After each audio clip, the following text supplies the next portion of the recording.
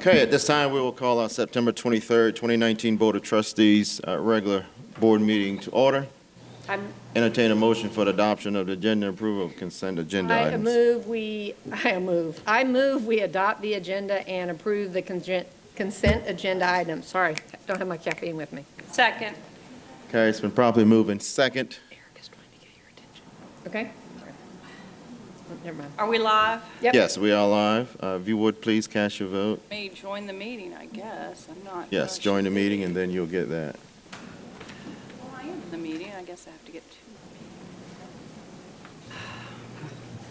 meeting. Okay.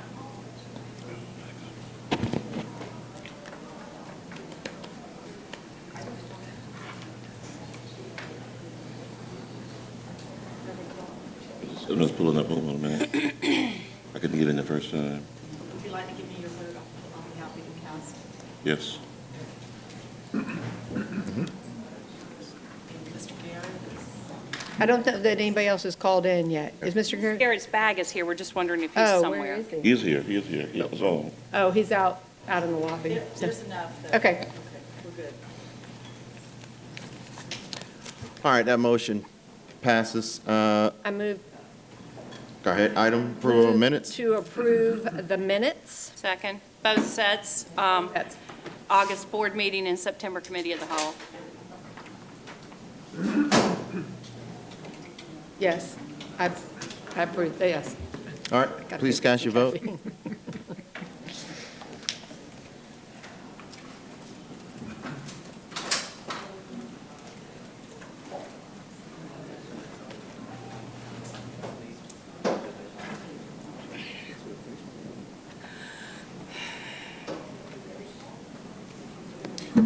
Okay, that motion passes. Entertain a motion to go into executive session. So moved. Second. Got it? All right.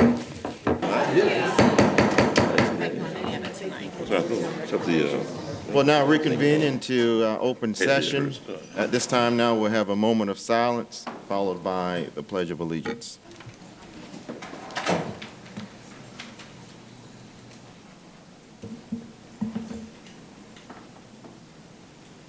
May we stand for the Pledge of Allegiance? Pledge allegiance. to the flag of the United States of America and to the republic for which it stands, one nation, under God, indivisible, with liberty and justice for all.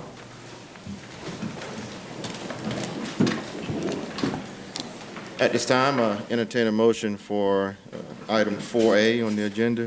Mr. Chairman, I'd move that we refer the modified request back to the Audit and Finance Committee for an October 1st meeting and schedule a special called meeting of the board on October 3rd to review the matter. Second. It's been properly moved in second. Please prepare to cast your vote electronically. Make sure that we get the verbiage correct, clear. Give them time to get the verbiage correct. It's not showing up yet, no. I know. I've got the worst sinus headache today.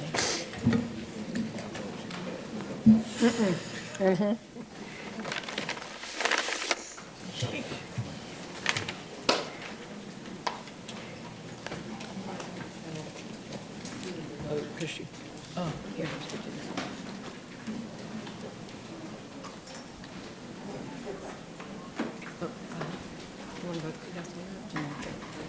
Sorry. You're cold. Good.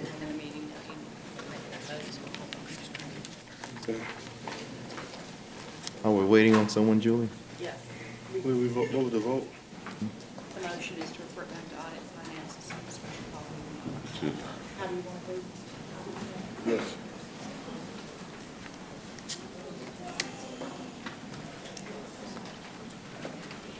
Okay, that motion passes unanimously. Item 4B, student appeasement, placement I got of the dues. motion. Place a student, the IEP team for further consideration. Second. So properly moving second. Are there any questions? Hearing none, we ask that you please cast your vote electronically.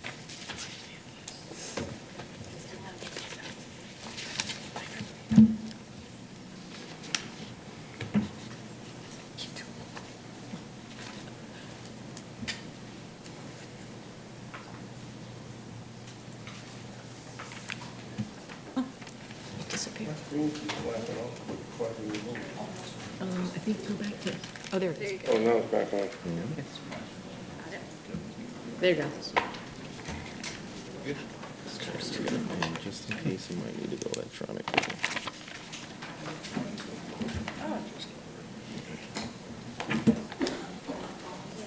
Reverend Collins? I already voted, I thought. You've already voted.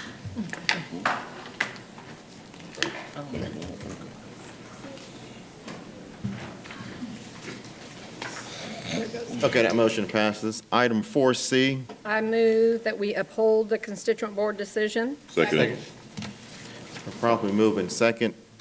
Are there any questions? Hearing none, we ask that you please cast your vote electronically.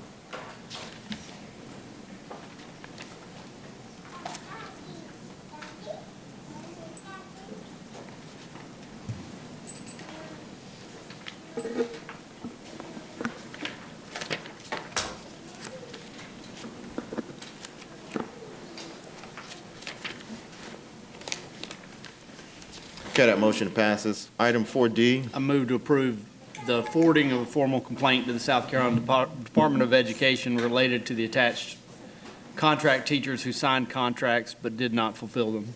Second. properly moved in second. Are there any questions? Hearing none, we ask that you please cast your vote.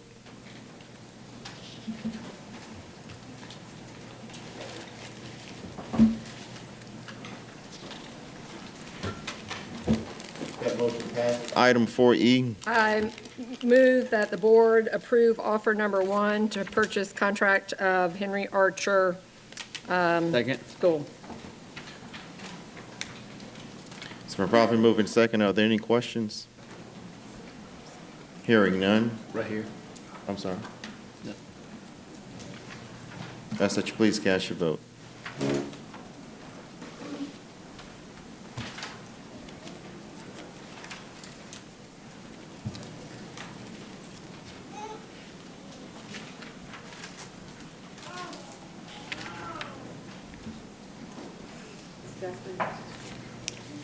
Ms. Jeffries? Oh,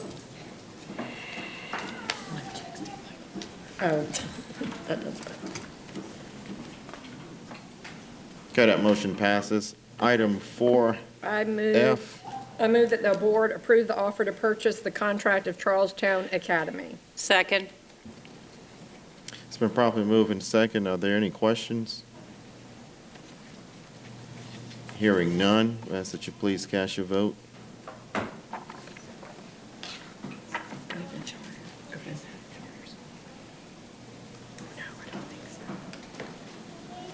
No, it's the old building of ours.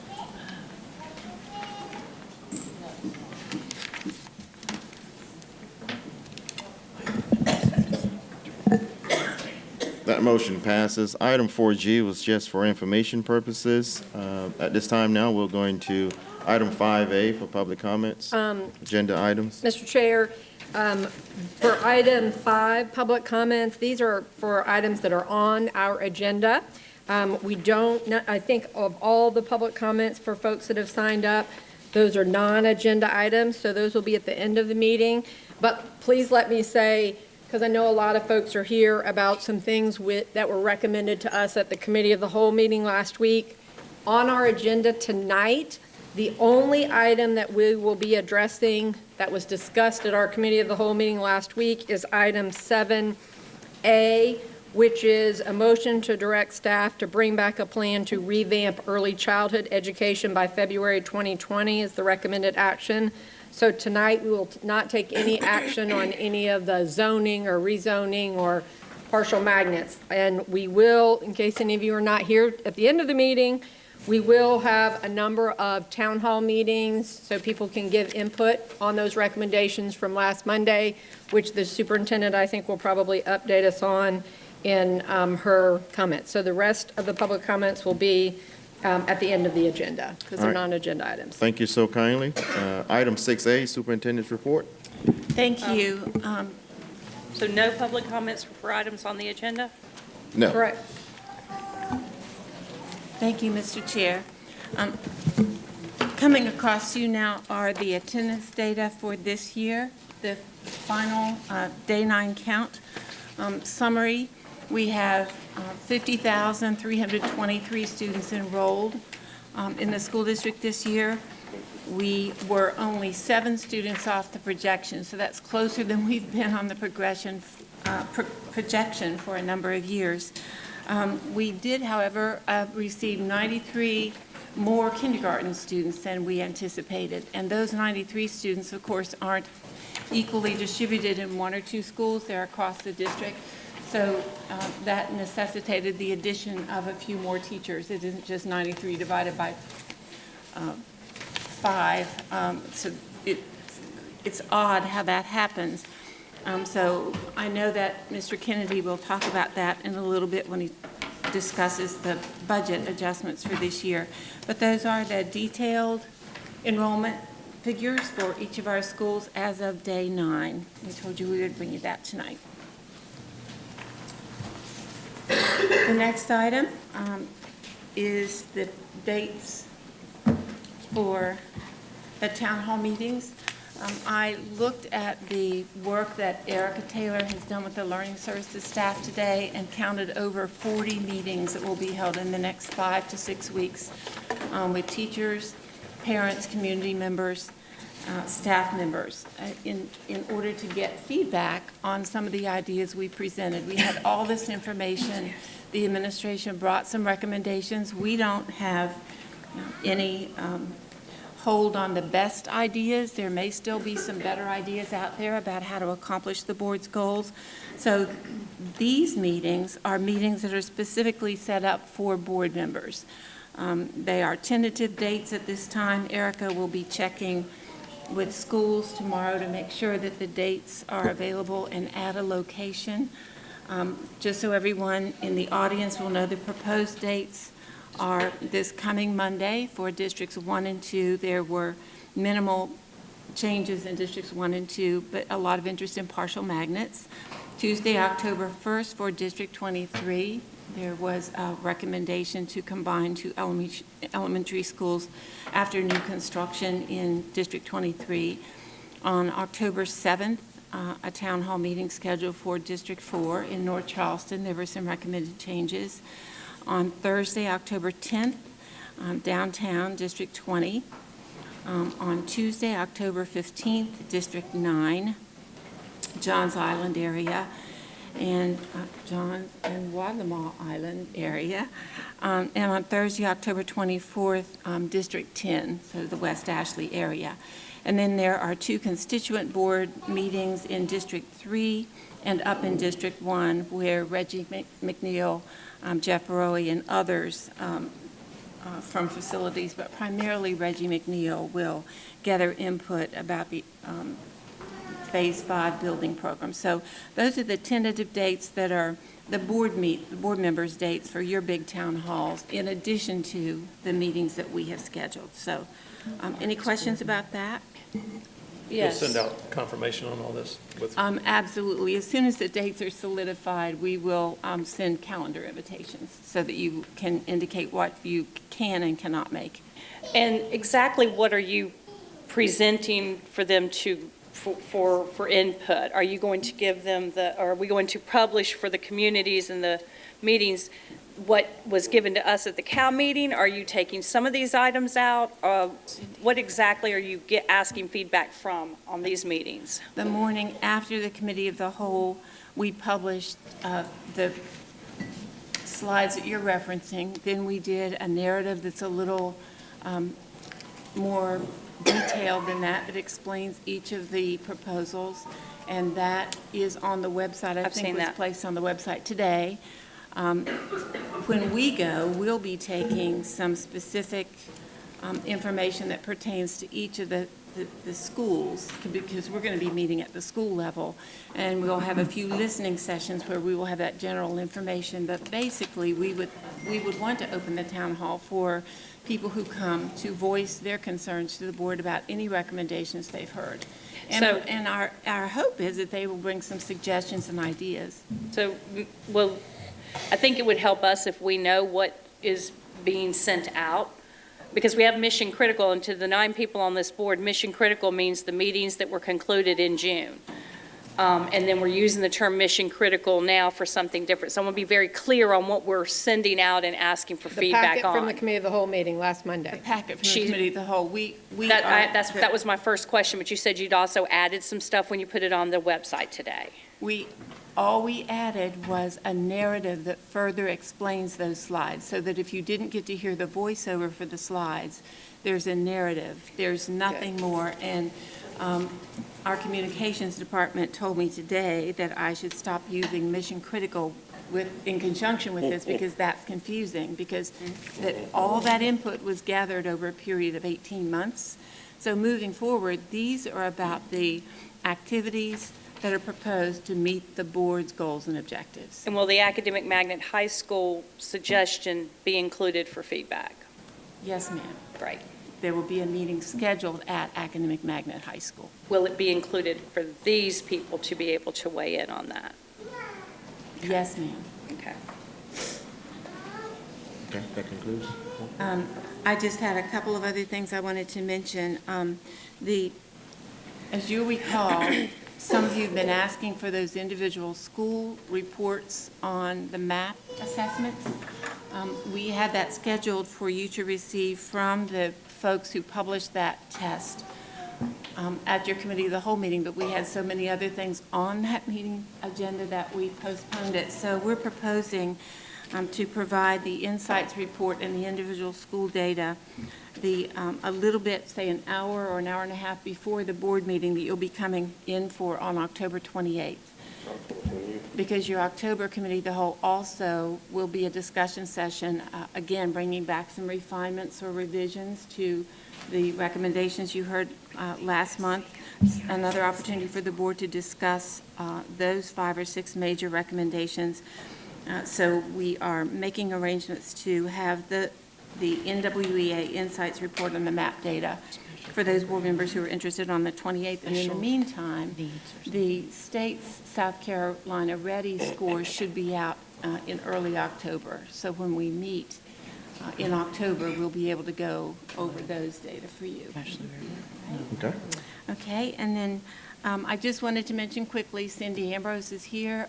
She is working on a regional accountability system. She's connected with state and national representatives, policymakers, experts, and is trying to devise with Berkeley and the 2 Dorchester districts a better way at getting at the growth and achievement measures that schools use. So at this point, she's been advised that it might be possible for our region or a few districts in our state to pilot something for the federal government if the state approves that. Jeff Baroe got the same feedback when he made a visit to Washington earlier this summer. So we're very hopeful that we will be able to continue to participate in an effort that will develop an accountability system that's more representative of student readiness to make the transition successfully into a career or into college. So thank you. Okay. Can you also make sure that the final 10-day count is included in the board docs or electronically so we can be able to access it readily? This spreadsheet, Julie? It's in board docs. It's in board docs already? But would you like it loaded to the Google Drive that the board uses as well? Yes, yes. Okay. Is there any further questions for the superintendent on her report? Okay, item number 7A. Move to direct staff to bring back a plan to revamp early childhood education by February 2020. In addition to overall program recommendations, the board would like to see options for universal 4K and hiring certified teachers for preschool classes, and to receive updates in November and January. Second. Okay, it's been properly moved and second. Are there any questions? Hearing none, we ask that you please cast your vote.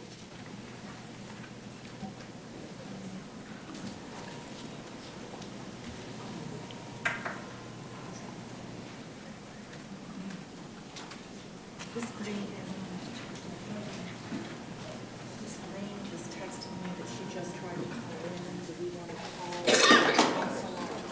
call? Okay, let's just pause for a moment. We have the conference line? Right, Eric is going to take care of it for us.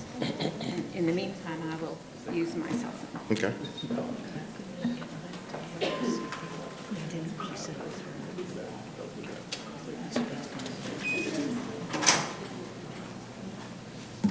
Just let the record reflect that Ms. Green is calling in.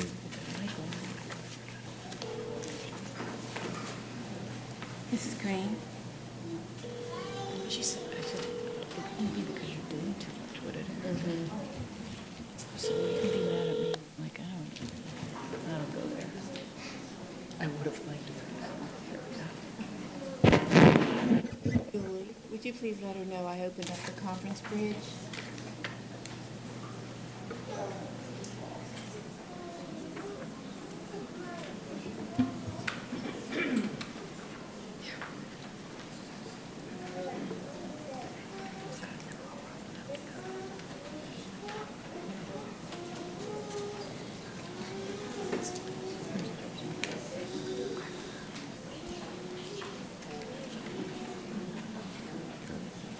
All right. That motion passes unanimously. Item number 8A, the FY20 budget revision. Move to approve the revised FY20 budget. Second. It's been properly moved and second. Are there any questions? Yes, sir. All right. May I? Yes. So specifically, there's I want to go through the line item of expenditures. It says post-budget staff allocation changes, and it's an increase in 3.1 million. What are we buying for that 3.1 million? So that 3.1 million includes additional staff in schools, exclusively in schools. Last summer of last year, when we developed the budget, and the school board adopted the budget, school principals and level leaders were constantly identifying positions that were needed in the schools based on what the school principals were seeing as changes in their enrollment. And so we held off on making any adjustments until after the 7-day count. And what happened was that resulted in teachers being placed after school has started. And so we immediately saw the same dynamic here at the beginning of this summer. And so what we did, we had a series of detailed meetings with principals, primarily through the level leaders, looking at school by school, concern by concern, and made the adjustments during the summer so that we could place teachers in classes at the beginning of the school. And we went through the budget and made additional adjustments. Justice being different analysis to reduce cost in other areas to be able to support putting these additional positions in. And so, for example, well, first of all, we added 2 new kindergarten positions at Buse Academy, and that was 4 positions. We had a guidance counselor at Deer Park Middle School. We had an additional kindergarten class at James B. Edwards. These were all after we approved the budget? I thought when we approved the budget, we had approved the Buse budget.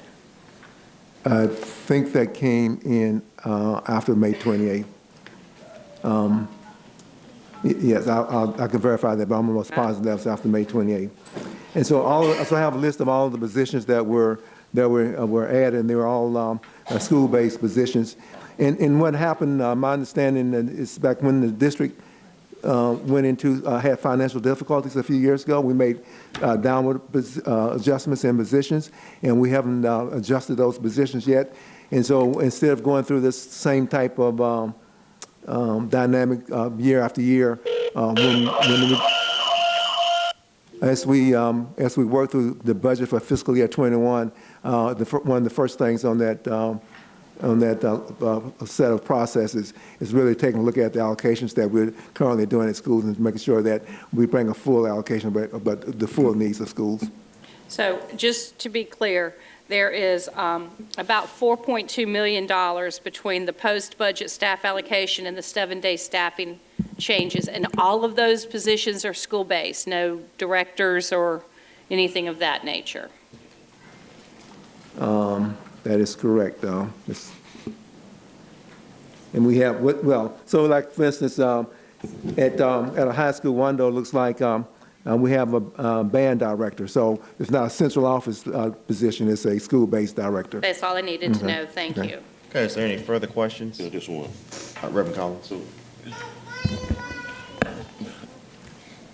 the $5 million in the current budget that was set aside for what I call mission critical, is this the same money? We're talking about a different $5 million now. The same 5 million.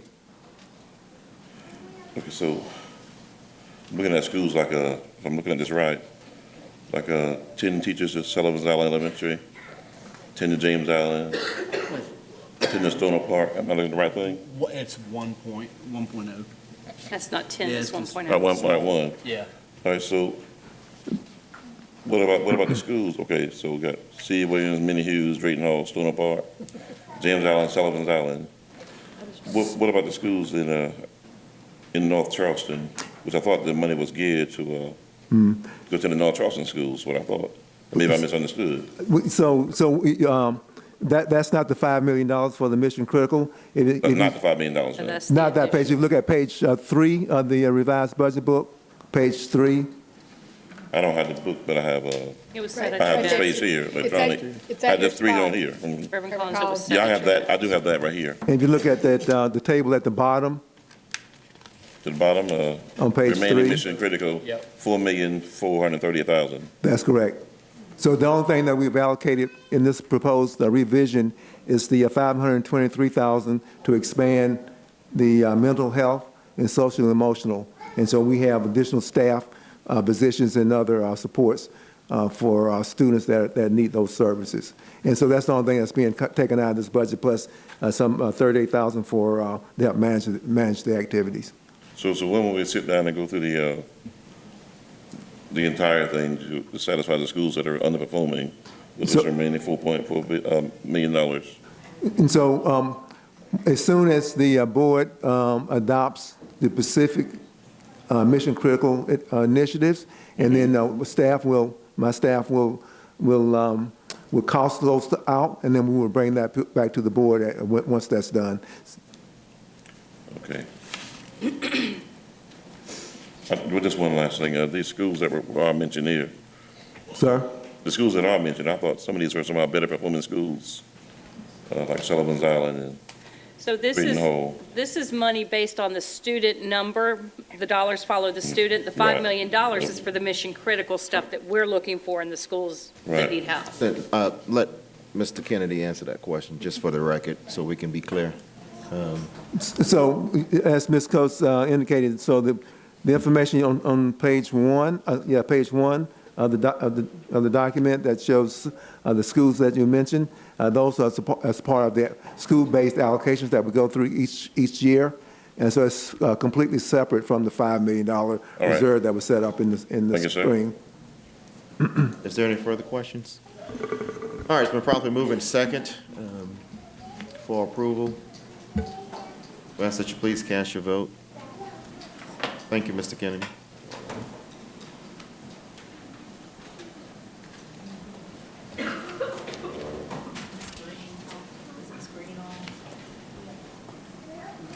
Is she on? Ms. Green, are you on the line? Okay. I am, Eric, and I'm not going to vote on this particular issue because I didn't hear the discussion. Okay. Maybe turn it up more, maybe put the microphone. Okay, item, let's see, did everyone cast their vote? Except for Ms. Green, is she not voting? No, she's not. I move to approve the reallocation of funds. Just one second, Mr. Garrett. Okay, yes, sir. Okay, that motion passes. Item 8B.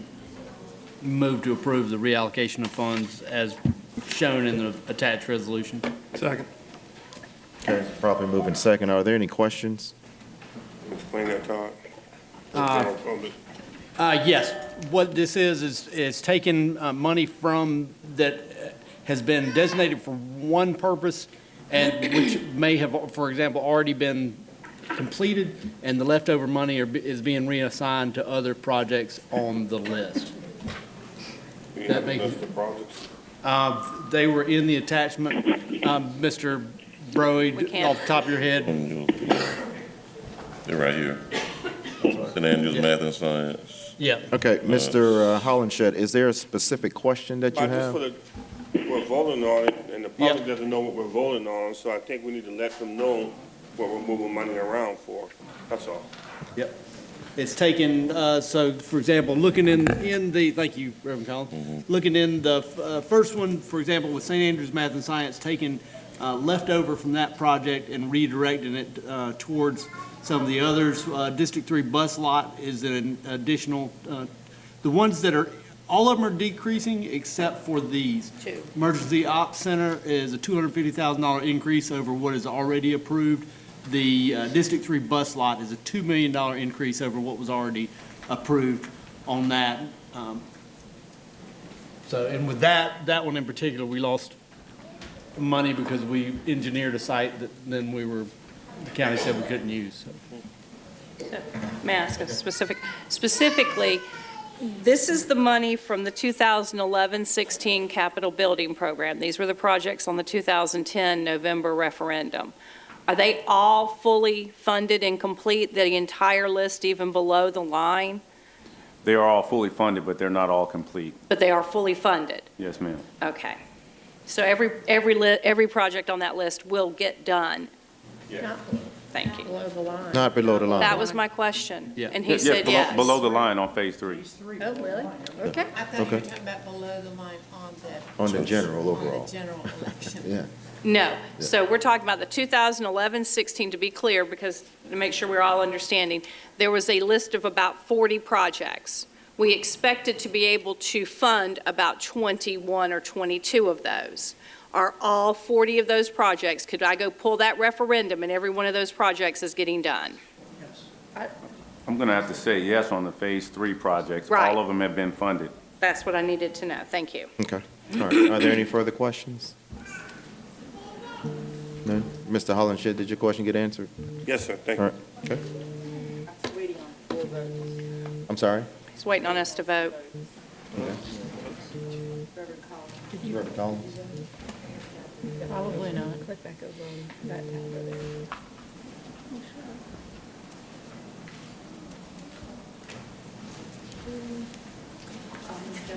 Yeah, she's It's trying. not on my to get- screen. How do you vote? Oh, yes. You vote yes, if you can indicate that.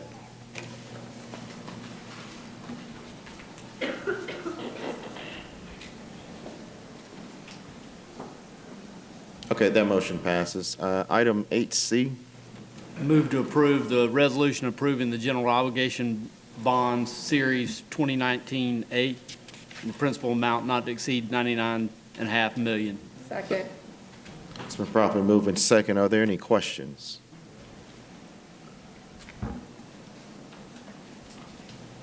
None. We ask that you please cast your vote.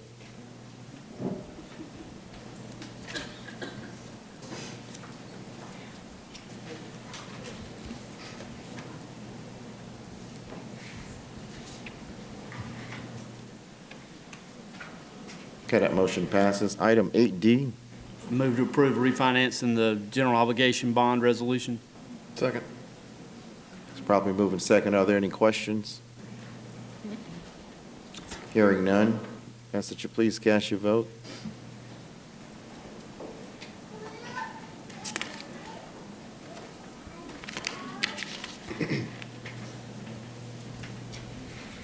That motion passes. Item 8E, Move to approve the District 2 bus lot construction. Second. May I ask a properly, question? hold on one second. Properly moved in second. Are there any questions? So we just put 2 votes ago, $2 million for the construction of the bus lot, and then what are we doing here? It's different. So the bus lot that you approved before was for phase 3. That's the District 3 bus lot. This one's for District 2 in Mount Pleasant. Okay, so it says the amount of approximately $2 million to construct a bus lot in District 2. And that is item 8C.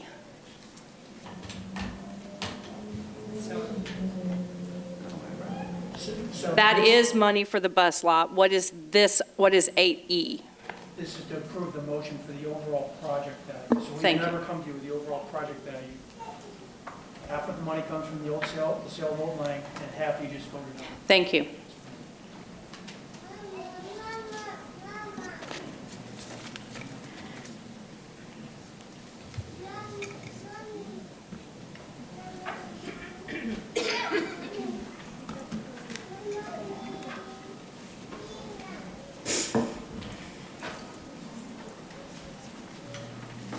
Okay, that motion passes. Item 9A. Mr. Chair, I move to approve. This is first reading of policy ECAA, and it is coming out of the Committee of the Whole with a unanimous vote with Reverend Collins's change of the time from 10 days to 30 days. Second. It's been properly moved and second. Are there any questions? Hearing none, ask that you please cast your vote.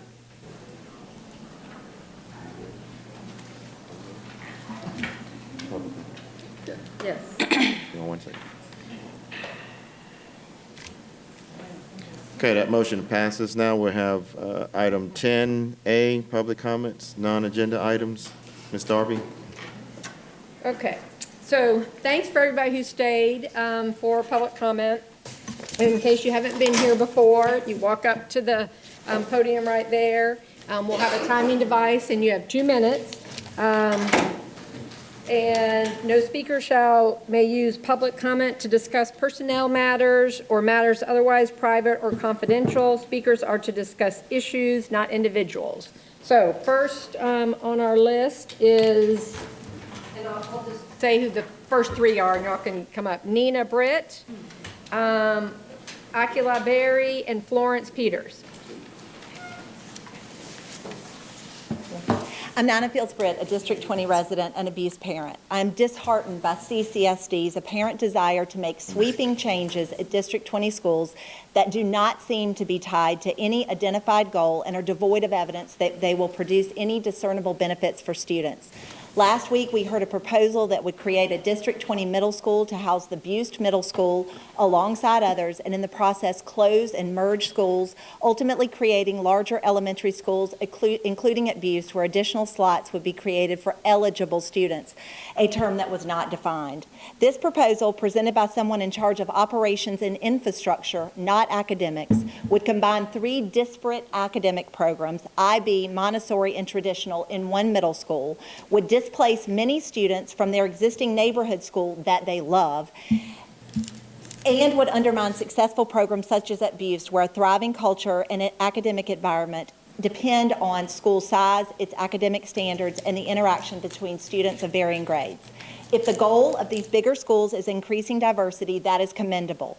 But the recent changes at Buist show that adding slots and lowering standards isn't going to do that. We have to do that in other ways. And the proposal on the table threatens to do just the opposite. If the goal is economies of scale, other than some illusory examples, you haven't identified the economies that would be produced and how they would inure to the benefit of any District 20 student. If the goal is improving performance, Dr. Postlethwaite has acknowledged that combining schools in a building won't necessarily fix any underlying problems that may exist in the classroom. So what exactly are you trying to do with this proposal? Because it comes at a significant cost to a number of District 20 schools, not just Buist. As a Buist parent, I'm concerned that whether intended or not, this proposal would dismantle Buist as it currently exists for no demonstrable benefit to anyone.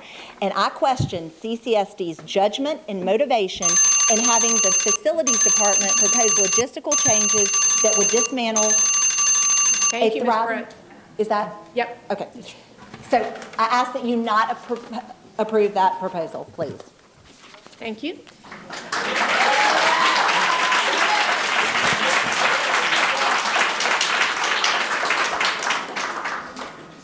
Yes.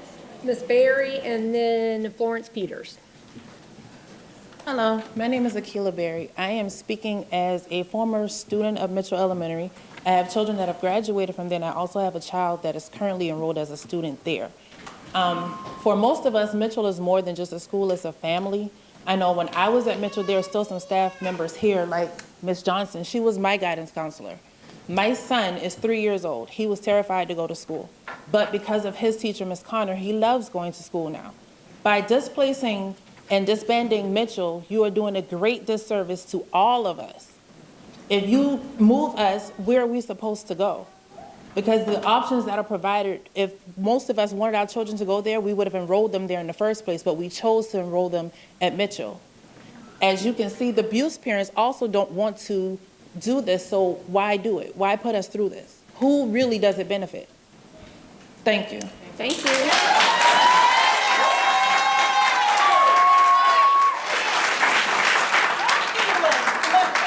Is Florence Peters, and then Shanita Montgomery and Deborah Orzick. So Florence Peters. All right, and then, is that Ms. Peters? And if not, then it's Shanita Montgomery and Deborah Orzick. Who's after that? And then after Ms. Orzick is Mia Pace and Kendall Deborah Creech.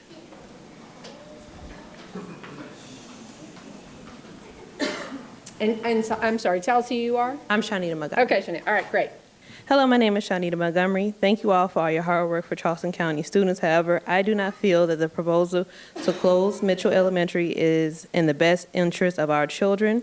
I'm here speaking on their behalf. I have two that are currently attending and one that graduated. I speak in reference to their eagerness to learn and how each teacher has made a relationship with not only my children, but many of the children that attend to make sure that every need is met. My zoned area, both in the past and present, were not schools where they were going to be keeping up with the skill levels and challenge them to learn. So that's one of the reasons why I chose to enroll my children into Mitchell. I went from my children, I wanted to get up and go to school and wanting to attend, to them wanting to attend daily with their grades to match from straight A's to AB honor roll students. I'd like to continue on with this relationship and continue giving them something to look forward to. Splitting my children up would rob them of their family feeling and comfortableness that they currently have with each teacher that attends Mitchell, even the principal. These are the fundamental years where they're molding their minds and are important of them being in a friendly learning environment, family environment, will further their ability to continue to grow into great young men and women. Mitchell is not just a building, it's a family. Thank you. Thank you.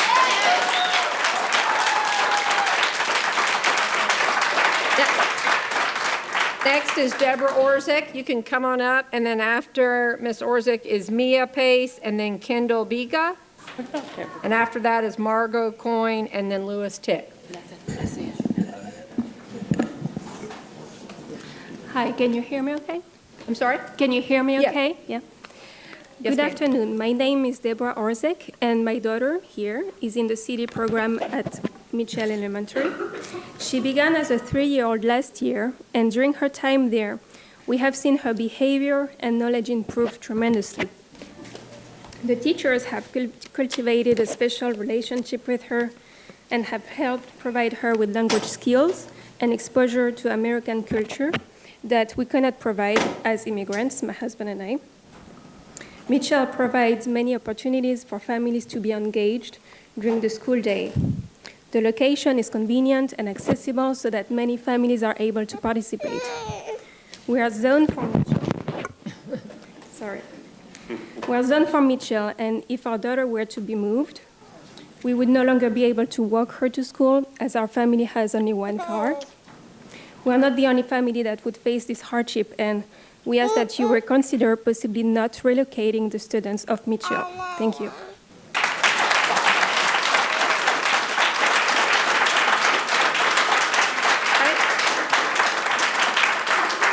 Next is Mia Pace, then Kendall Biga, then Margot Coyne, and then Lewis Tick. And y'all are welcome to line up if you want to. Good afternoon, Dr. Postlewaite and members of the board.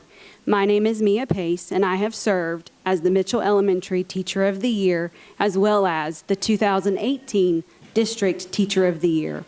Many of our staff and community members are here this afternoon, and I'm going to ask they briefly stand up so that you can see who they are. We are all here to bring to your attention the challenges that our students and families stand to face if our school is split between two separate campuses. Please note that the hard decisions you face are not lost on us. We only ask that you make plans for the hope of a better opportunity for our older students.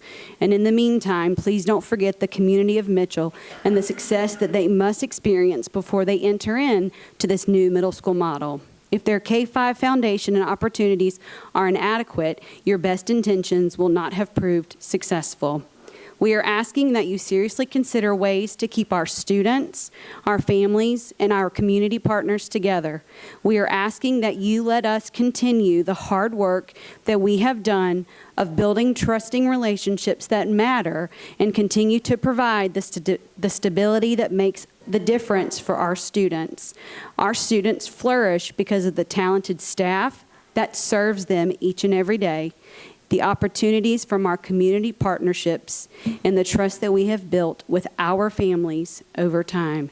Thank you this afternoon for your time and attention.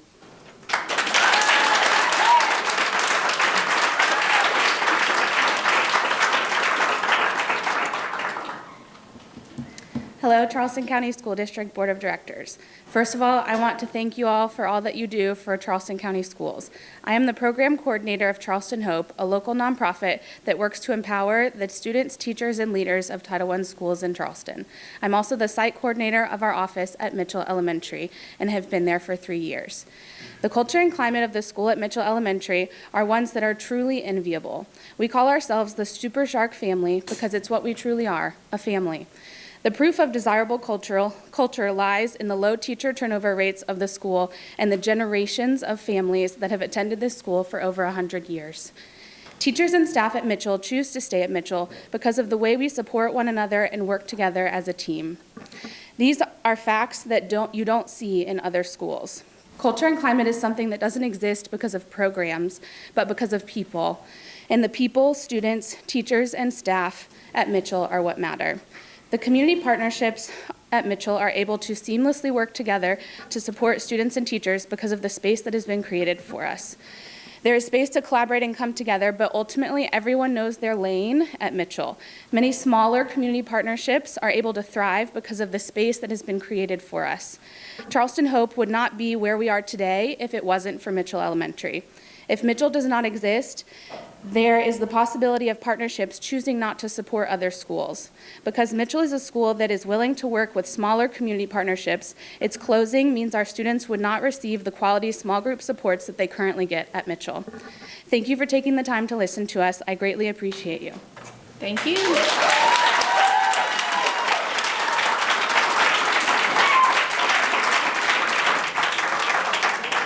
Before you start, Margaret, real quick. So next is Margot Coyne, Louis Tick, then Lynn Swan, then Jackie Drescher. Go ahead. I want to thank you for allowing me to share my love for Mitchell tonight. I am a proud parent of 2 recent graduates and a very dedicated and passionate Mitchell teacher. When I started teaching at Mitchell, I made a decision for my family that I will never forget. In the words of the Wizard of Oz, and Dorothy says, there's no place like home. And that's how my boys and I feel about Mitchell.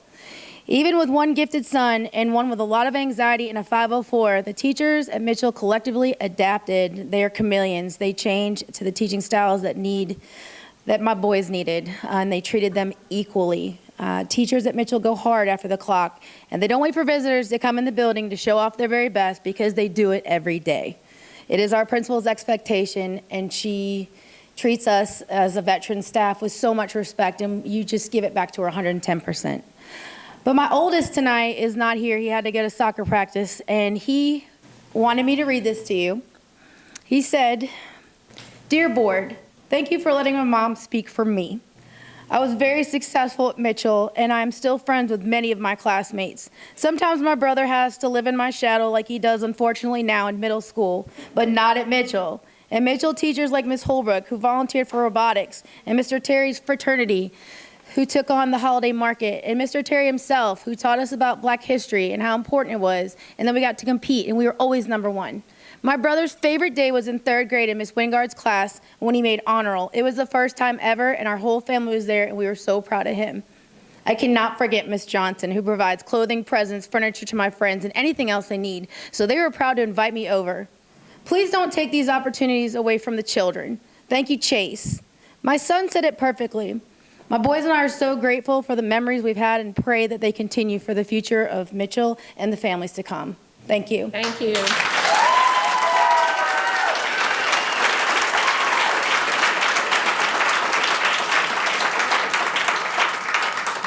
My name's Louis Tick, and I'm a member of the School Improvement Committee at St. Andrew's School of Math and Science. We, as a committee, support changes need to be made so that all Charleston County students can be successful. We don't feel that these are the correct changes that need to be made. We used to be a failing school before we were a magnet school, and now we're a successful school with approximately 46% free and reduced lunch. Those are things you don't see. Also in your proposal, you don't see other schools that are listed for change. There are art schools throughout the area that don't have the diversity and don't reflect the rest of Charleston County. If you take away our extra teachers and we become a regular school, we lose some of our success. And it basically does the opposite of what I think we're trying to do. We want everyone to be successful, and by allowing our school not to be successful is not going to help. We support change, but not done this way without thorough thought, constituent input, and additional discussion. Thank you very much.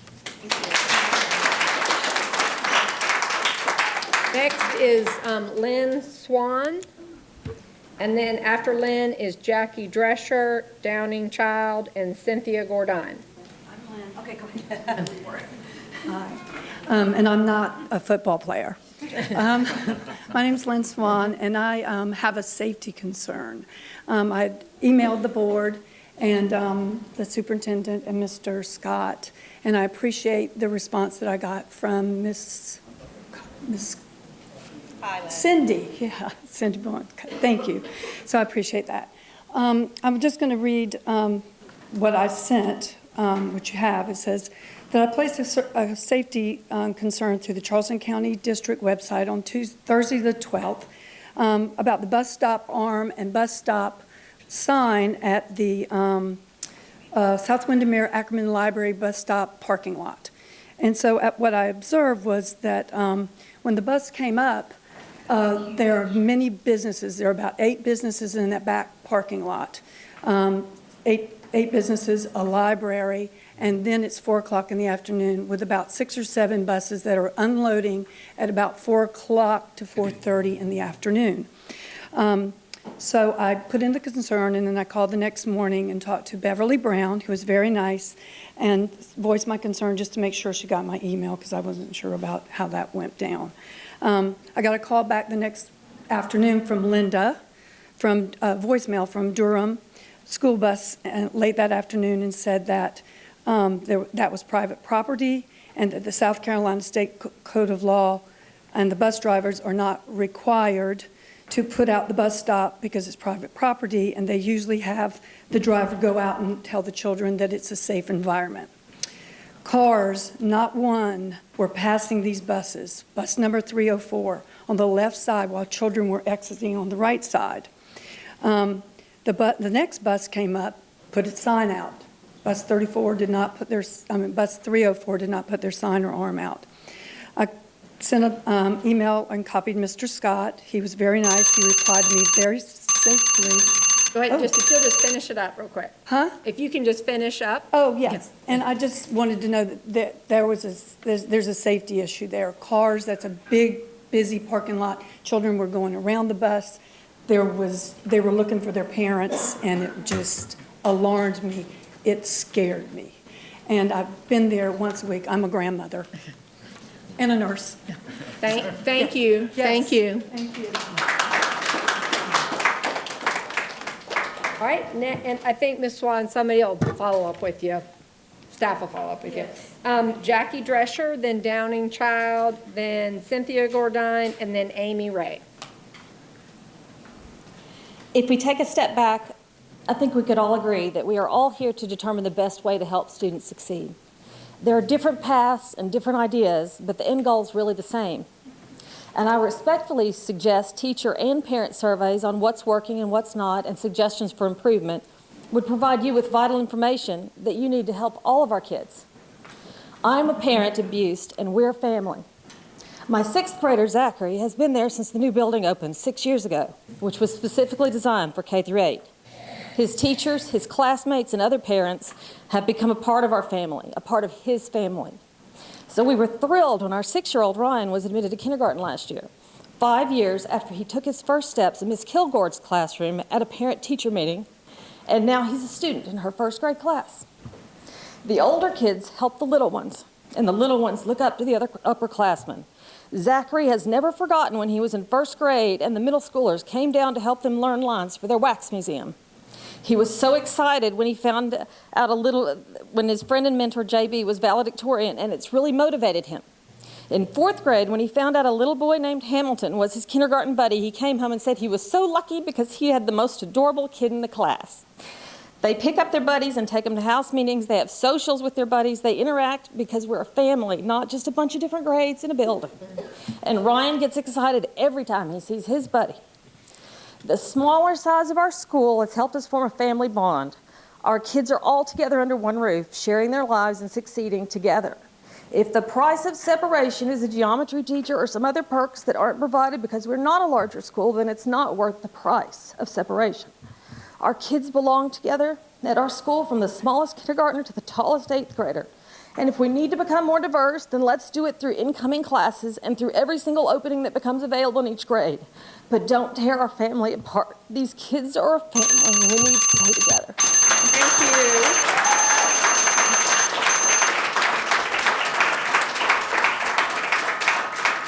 Next is Downing Child, then Cynthia Gordine, Amy Ray, then Kristen Smith, and then Deanna Miller. Thanks, Dan. Ready? Yeah. Good evening, Dr. Postlewaite and board members. My name is Downing Child. I know most of you as chair of the D20 school board, on which I've served for 7 years. I speak today not on behalf of the board, but as the mother of twins who attend 2 separate high schools. Both good schools, but not the school that we are zoned for, because we, like most downtown families, did not feel that our zone school was an option. I come today to ask you to provide a high school that serves our collective community. That school is not Burke High School. Historically, Burke High School is one of the most significant African-American high schools in the country. As stated in the plaque outside of Burke High School, erected by the Alumni Association several years ago, Burke has held a mission to educate African-American students for over 100 years. It leaves an incredible legacy of accomplished alumni. However, the important history of Burke High School is no longer enough to warrant its designation as the zoned high school for downtown Charleston. Of approximately 800 high school students living downtown, Burke High School graduated about 50 residents. I speak for hundreds of frustrated and baffled parents who have to jockey for high school seats that offer appropriate rigor, courses, and credits for their children. It is unacceptable that in this competitive world, students who live in downtown Charleston are not guaranteed a seat in a high school that will suitably prepare them for the colleges they want to attend. After many years of thinking about our downtown schools, I do not believe that changing Burke is the answer. Perhaps Burke High School should be designated as a countywide magnet and all downtown students zoned to another school that can effectively serve everyone. After all, the county's long wait lists give us a good idea of additional programs that parents want. Asking that all downtown students be zoned for a high school that can suitably prepare them for college shouldn't have to be a request. It is a fundamental responsibility of the school board to provide this access to all students. Thank you. Thank you. Next is Cynthia Gordine, Amy Ray, and Kristen Smith. Good afternoon. My name is Cynthia Gordine, and I'm also a product of Mitchell Elementary. I have 2 daughters that graduated from Mitchell under Ms. Johnson as the guidance counselor, and right now I have a 5-year-old granddaughter. Mitchell School has been there for years. I grew up on Perry Street, right across the street, and I would not want to see any changes to Mitchell School. Mitchell School is a family. all the teachers. Test scores has been going up. Teachers has been working individually with the students and everything. So my idea is to leave Mitchell School the way it is. Mitchell School have never had a gym. So I understand that you guys wants to build a gym where the kindergarten play at. So if you want to build a gym, but leave the school the way it is and leave our children there, because we have parents that live here and there 5 minutes away, and you want to bus these kids from their neighborhood school to other places, and it's not fair. My granddaughter's 5. She loves getting up in the morning and going to school. She gets up at 6 o'clock, 6:30 in the morning, get dressed for school, on her way to school, right across the street.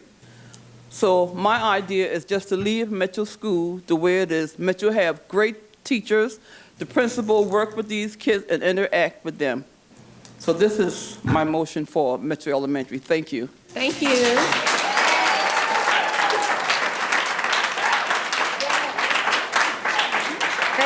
Next is Amy Ray, then Kristen Smith, Deanna Miller, and then Carol Temple and Carol Bush.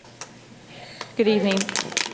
Good evening. My name is Amy Ray. I am a parent of 2 kids at St. Andrews Math and Science, one graduate of St. Andrews Math and Science, and I'm here tonight asking you to rethink the plan to eliminate magnet schools and partial magnet.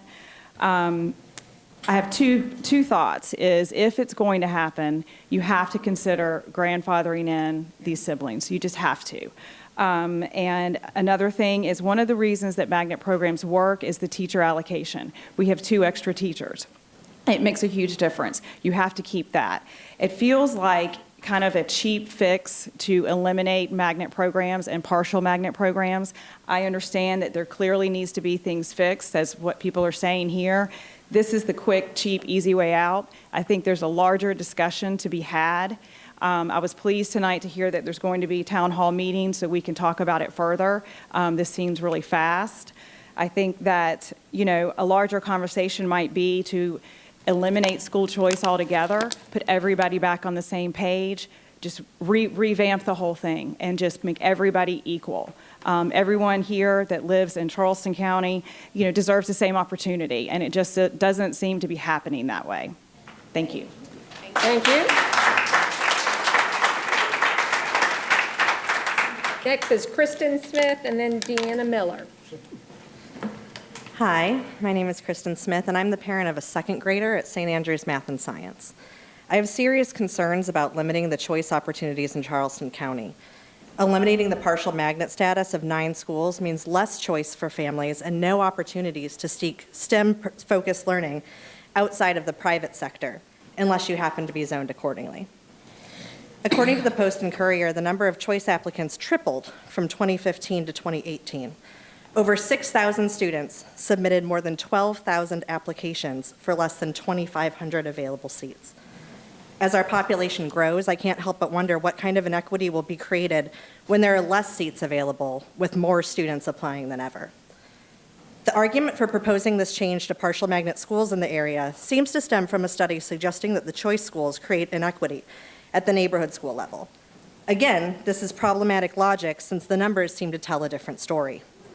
Based on the figures stated previously, 60% of students applying for choice programs are not granted a seat. Those students have to go somewhere. By the board's logic, presumably to their neighborhood schools. If a majority of students attending their neighborhood schools is somehow going to fix inequity, we should already be there. And neighborhood schools should already be improving, eliminating the need to disrupt current students with this change. I've also yet to see any plan that addresses how creating less public school choice opportunities will help struggling neighborhood schools. In fact, some suggest that when faced with no options, families with financial means that are zoned for failing schools will opt for private education opportunities or look to move to other districts. This further weakens the public school system, choice or no choice. Ms. Darby has been quoted by the Post and Courier as saying, "Sometimes we see an exodus from certain schools with people going to partial magnets because they perceived that they were better, and really they might not have been." My question then is, better in whose eyes? As a parent, the best placement for my child should be up to me and my husband. St. Andrews Math and Science is the right place for my son and my daughter, who will be in kindergarten next year. Thank you. Thank you. Next is Deanna Miller, and then after that, Carol Temple and Claire Bush, Joyce Barker, Ashley Wright, and Gina Mullen. Hi, my name is Deanna Miller, and I'm in the School Improvement Council at St. Andrews School of Math and Science. I currently have 2 children enrolled in the Advanced Studies Magnet Program at Hot Gap, and 1 4th grader at St. Andrews School of Math and Science. My older children also attended St. Andrews, and we are a product of a partial magnet education. So I want to first publicly thank the school communities for welcoming us as a partial magnet family. Through both schools, my children have experienced what a snapshot of the real world looks like. There is a variety of backgrounds, ethnicities, personalities, and socioeconomic statuses at both schools. Through both schools, they've received above standard curriculum that I wish I would have received when I was growing up. Second, I want to address the proposed changes to partial magnets for the 2021 school year. I think back in 2010 when my 5-year-old was getting ready to enter kindergarten. I was shocked that I had to apply to schools and that the school down the road wasn't good enough. We tend to trust in others when making decisions for our firstborn. So we applied to St. Andrews, and that was our launch pad for our educational journey. Then, as that same child was entering middle school, we applied again, as we were nervous that our district decided to combine 2 middle schools together on James Island. And for a first-year middle school, I thought that would be a little chaotic, so Hot Gap became our bridge. I have seen the benefit of diversity. I've seen the benefit of the science and math focus at St. Andrews, and I'm happy my daughters and son could gain the extra knowledge with the STEM education. So let's fix the schools first and change the perception of the public by using schools like St. Andrews and Hot Gap as an example, and not being penalized for fixing a problem that started years ago. In the long run, we can return to the school down the street, but a harsh, fast decision will not sustain itself in the long run. It takes us 4 years to build a school here, but it could take 1 vote to break them all down. So let's make a plan so our families feel great about sending their school kids to the school down the street. Thank you. Thank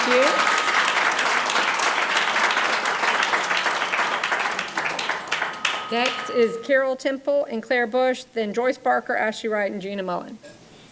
Good evening, everyone. This is Claire Bush, and I'm Carol Temple, and we're here tonight on behalf of the Charleston branch of the American Association of University Women. And we are very proud that we have developed a scholarship for a teacher who has 1 to 5 years of experience who teaches STEM. And we selected Rachel Fowler, who is at Dunston Elementary School, and we will be presenting the scholarship to her on Wednesday. AAW is very interested in the STEM fields because we know that the STEM fields are rapidly becoming the most in demand and lucrative in the world. And I think we heard tonight how much people do appreciate the STEM programs. Our Assist Scholarship was designed to help a new teacher. We know how important it is to retain our teachers, and we felt that this was an important gift to give to someone.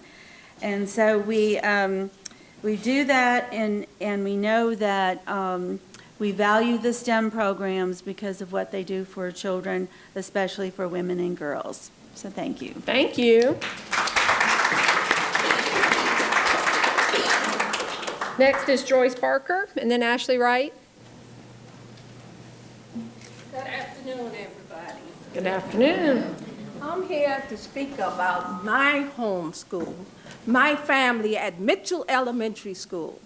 Mitchell Elementary is really a family. It's not a school that there are students and there are teachers. They are family because they take the kids on as they are their own. I have 2 kids that were special needs that went to Mitchell Elementary. But if you look at them today, there's no special need in them.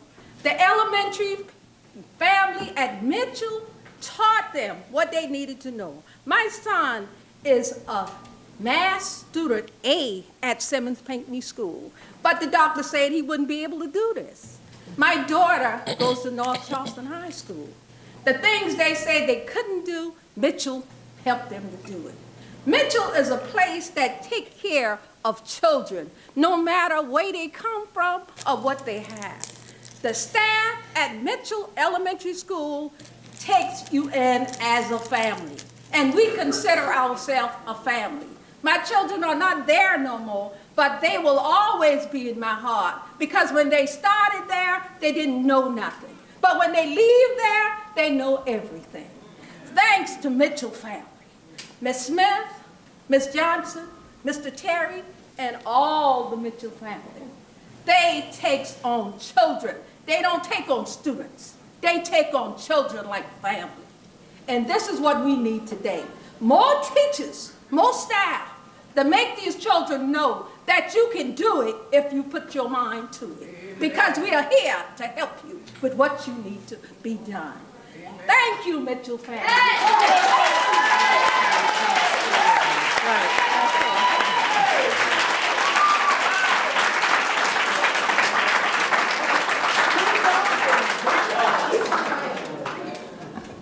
I can't pretend to follow that, but I'll do my best. As a parent of a child who will be displaced by the recent proposal to construct a middle school mall, I would like to know, and I would love some clarity, and I'm excited for these meetings that you all are proposing because I hope I'll get it then, but I'd like to know who is going to be served by these proposals if they're ultimately implemented. If your goal is to improve diversity at magnet schools, including Beast Academy, we support you 100% in that goal. And we've talked to you and brought forth some thoughts about important ways that we think we can increase diversity. But the last meeting, we heard something new. We heard it's about cost savings now. That's the concern. Combining multiple services on one campus to save money, not diversity, not helping children. But what I'd really like to think about is how many hundreds of thousands of dollars will be paid for yet another protracted CCSD construction project. And then, of course, the change orders. Wouldn't that money be better spent providing services in the classroom, adding needed teachers, adding services for students? I think there's something else that we ought to consider using that money for rather than another construction project. And what I would love to hear as a parent and a taxpayer is how these specific proposals, the exact goal that they're designed to address, and how they're going to be effective in achieving that goal. And that's something I hope we'll hear from you at the next meetings. I'll be there, and I look forward to seeing many of you then. Thank you.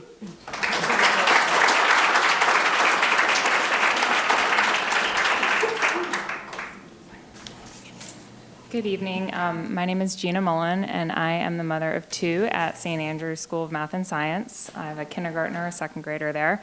I am speaking in support of my fellow parents here. We have a wonderful school with an amazing community.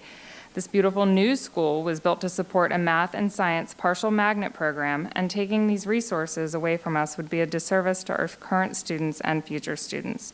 Our two extra specialized teacher positions that we have are a huge impact on the success of our students. I have personally seen my son flourish in the math program with the help of Julie Seil. We have a math bowl, and when I tell my friends that, they are amazed. My friends at Mount Pleasant schools are amazed that we have these additional programs. It's really unique and it is special. I agree that you guys have great challenges on your plate with underperforming schools, but I do not agree that taking away additional resources from us, from a school that's performing well to solve those problems, is your solution. But thank you for your consideration. Thank you. Good night. That concludes our public comment. Thank you so much for those that came out with the public comments tonight. At this time now, just want to the consent agenda items have already been approved at the beginning of the meeting. Just like to remind everyone of the upcoming meetings as scheduled. On October 14th will be the committee of the whole meeting, and October 28th will be the regular scheduled board meeting. Also, the superintendent has passed out a list of tentative town hall meeting dates that has been set forward as we move forward. So please look forward to the invites that you'll be receiving, calendar invites, as we continue to move forward with these series of meetings. Having said that, entertain a motion for adjournment. So moved. So moves. This meeting's adjourned.